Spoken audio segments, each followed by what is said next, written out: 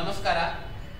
ಇವತ್ತು ಹಿಂದೂ ರಾಷ್ಟ್ರ ಸಮನ್ವಯ ಸಮಿತಿ ಅಡಿಯಲ್ಲಿ ಬೆಂಗಳೂರಿನ ಸಮಸ್ತ ಹಿಂದೂ ಸಂಘಟನೆಗಳ ಪದಾಧಿಕಾರಿಗಳ ಮೀಟಿಂಗ್ ಇವತ್ತು ಬೆಂಗಳೂರಿನಲ್ಲಿ ನಡೆಯಿತು. ಈ ಮೀಟಿಂಗ್ನಲ್ಲಿ ಇವತ್ತು ಹಿಂದೂ ಧರ್ಮದ ಮೇಲೆ ಆಗ್ತಾ ಇರುವಂತಹ ಹಲವು ಆಘಾತಗಳ ಬಗ್ಗೆ ಚರ್ಚೆ ನಡೆಯಿತು. ಇದರಲ್ಲಿ ಬಹಳ ಮುಖ್ಯವಾಗಿ ಎರಡು ಆಘಾತಗಳ ಬಗ್ಗೆ ಪ್ರಮುಖವಾದ ಚರ್ಚೆ ಆಯಿತು. ಒಂದು, ಕರ್ನಾಟಕ ಸರ್ಕಾರ ಈಗ ಮಳೆಗಾಲದ ಅಧಿವೇಶನದಲ್ಲಿ ಒಂದು ಹಿಂದೂ ವಿರೋಧಿ 2 ಬಿಲ್ ಅನ್ನು ತರ್ತಾ ಇದೆ. ಅದರಲ್ಲಿ ಒಂದು ಬಿಲ್ಲು ರೋಮಿತ್ ವೆಮಿಲಾ ಬಿಲ್ 2025, ಮತ್ತೊಂದು ಹೇಟ್ ಸ್ಪೀಚ್ ಬಿಲ್ ಅಂತೇಳಿ. ಈ 2 ಬಿಲ್ಗಳಲ್ಲಿ ಒಂದು, ಶಾಲಾ ವಿಶ್ವವಿದ್ಯಾನಿಲಯಗಳಲ್ಲಿ ಬಹುಸಂಖ್ಯಾತ ಹಿಂದೂ ವಿದ್ಯಾರ್ಥಿಗಳಿಗೆ ಅನ್ಯಾಯ ಮಾಡುವಂತ, ಅಲ್ಪಸಂಖ್ಯಾತ ವಿದ್ಯಾರ್ಥಿಗಳಿಗೆ ಸುರಕ್ಷತೆ ಕೊಡುವಂತ ವಿಶೇಷ ಕಾನೂನಿನ ಅಧಿಕಾರ ನೀಡುವಂತ ಬಿಲ್ ಇದೆ.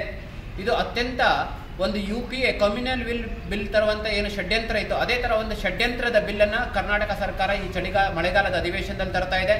ಕೇವಲ ರಾಜಕೀಯ ಉದ್ದೇಶದಿಂದ ರಾಹುಲ್ ಗಾಂಧಿ ಅವರ ಅಣತಿ ಮೇರೆಗೆ ಕರ್ನಾಟಕ ಕಾಂಗ್ರೆಸ್ ಸರ್ಕಾರ ಅಲ್ಪಸಂಖ್ಯಾತರನ್ನ ಮೆಚ್ಚಿಸ್ಲಿಕ್ಕಾಗಿ, ರಾಜಕೀಯ ಲಾಭ ಪಡೆಯಲಿಕ್ಕಾಗಿ ತರ್ತಾ ಇದೆ. ಹಾಗಾಗಿ ನಾವೆಲ್ಲ ಸಮಸ್ತ ಹಿಂದೂ ಸಂಘಟನೆಗಳನ್ನ ಈ ಬಿಲ್ ಅನ್ನ ಕಡಾಖಂಡಿತವಾಗಿ ವಿರೋಧವನ್ನು ಮಾಡ್ತೇವೆ. ಇದರ ವಿರುದ್ಧ ರಾಜ್ಯವ್ಯಾಪಿ ನಾವು ಆಂದೋಲನವನ್ನು ಮಾಡ್ತೇವೆ. ಅನೇಕ ಶಿಕ್ಷಣ ತಜ್ಞರ ಮೂಲಕ, ಶಿಕ್ಷಣ ಸಂಸ್ಥೆಗಳ ಮೂಲಕ ನಾವು ಹೋರಾಟವನ್ನು ಮಾಡಲಿಕ್ಕಿದ್ದೇವೆ. ಅದರ ಜೊತೆಗೆ ಹೇಟ್ ಸ್ಪೀಚ್, ದ್ವೇಷ ಭಾಷಣ ನಿಷೇಧಿಸುವ ಹೆಸರಿನಲ್ಲಿ ಹಿಂದೂ ಸಂಘಟನೆಗಳ ಮುಖಂಡರ ಬಾಯಿ ಮುಚ್ಚಿಸುವಂತಹ ವ್ಯವಸ್ಥಿತ ಷಡ್ಯಂತ್ರ ಕರ್ನಾಟಕ ಕಾಂಗ್ರೆಸ್ ಸರ್ಕಾರ ಈ ಮುಂಬರುವ ಮಳೆಗಾಲದ ಅಧಿವೇಶನದಲ್ಲಿ ಬಿಲ್ ಮೂಲಕ, ಕಾನೂನು ಮೂಲಕ ಹಿಂದೂಗಳ ಧ್ವನಿಯನ್ನು ಅಡಗಿಸಲಿಕ್ಕೆ ಪ್ರಯತ್ನವನ್ನು ಮಾಡ್ತಾ ಇದೆ.